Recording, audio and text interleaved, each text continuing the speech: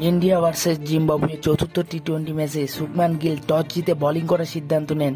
Wesley মাধিবরে 24 বলে 25 run এবং তাদি ওয়ানসে মুরমানি 31 বলে 32 রান করেন। সেকেন্দার রাজা 28 বলে 46 রান করেন, যার ফলে জিম্বাবুয়ে 20 ওভারে মাত্র 7 উইকেট হারিয়ে 125 রান করেন। ভারতের হয়ে খলিল আহমেদ 2টি উইকেট নেন।